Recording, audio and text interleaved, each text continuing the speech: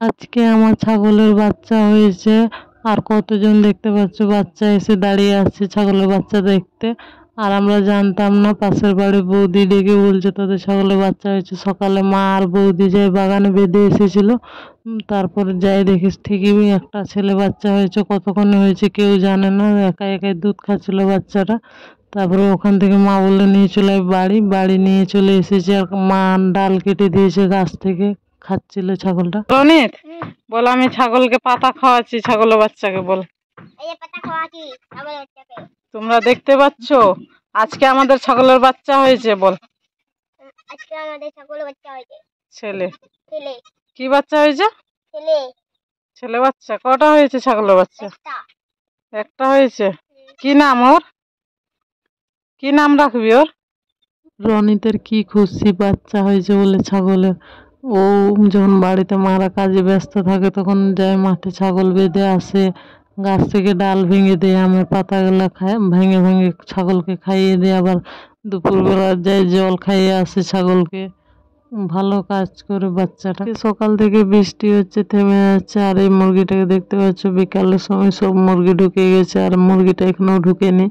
মা বলছিল যে আজকে মুরগির মাংস রান্না করব, তো মা বললে মুরগিটাকে ধর। তো আমি ধরার চেষ্টা করছিলাম, বাইরে ভয় পেয়ে গেছে, তার জন্য আর মুরগিটা ঘরে ঢুকছে না। তারপর আমি বললাম যে বাইরে ধরে নেবো। মা বলছে না, ধরতে পারবি না, গাছে উড়ে উঠে যাবে আর নামবেও না। তারপর অনেক কষ্ট করে এদিক ওদিক করে তারপর মুরগিটাকে আমি ধরতে পেরেছি। আর আজকে এই মুরগিটাকে কাটা হবে, আর মা এখন কাটছে।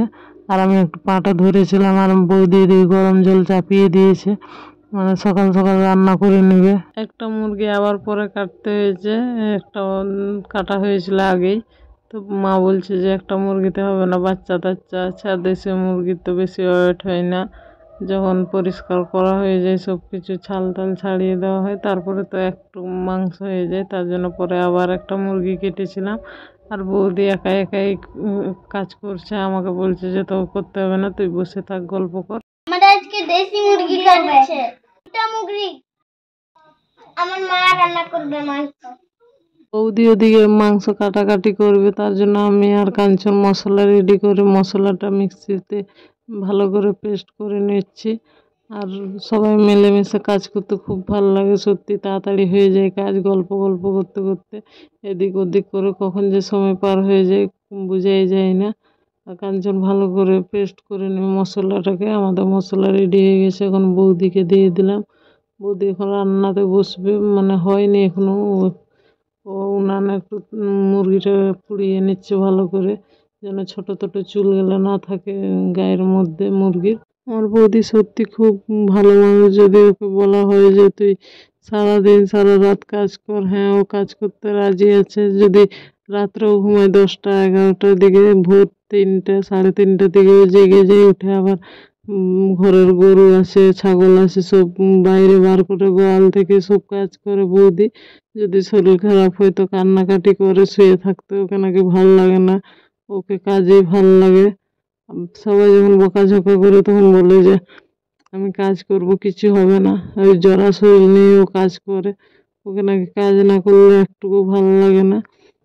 আমার বৌদি আমার ছোটবেলার বান্ধবী ছিল, একসাথে পড়ালেখা করতাম, একসাথে কোথাও ঘুরতে যেতাম, কোথাও মানে একা একা যেতাম না, গেলে দুইজনে যেতাম।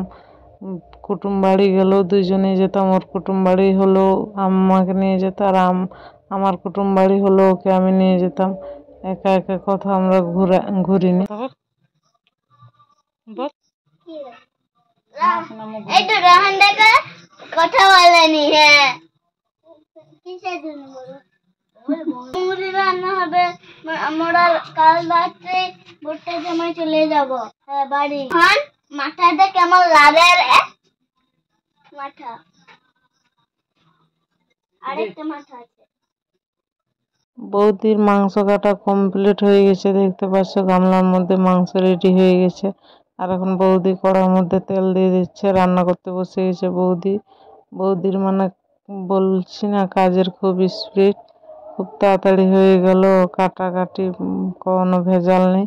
এখন জিরা দিয়ে দিচ্ছে, গোটা গরম মশলা দিয়ে দেবে। কোথায় আসে না যে মেয়ে বাপের বাড়িতে কোনো কাজ করে না, সেই মেয়ে শ্বশুর বাড়িতে সে পুরো বাড়িটাকে একাই সামলে নিতে পারে। আর আমার বৌদি আগে বাপের বাড়িতে তেমন রান্না বান্না করতো না, আর আমাদের বাড়ি এসে সব রান্না বান্না ওই করে যতদিন থেকে এসেছে। প্রথমে যখন দাদা ওকে নিয়ে গেছিলো দিদিদের বাড়ি, তখন কেউ মেনে নেয়নি, রাজি হচ্ছিল না।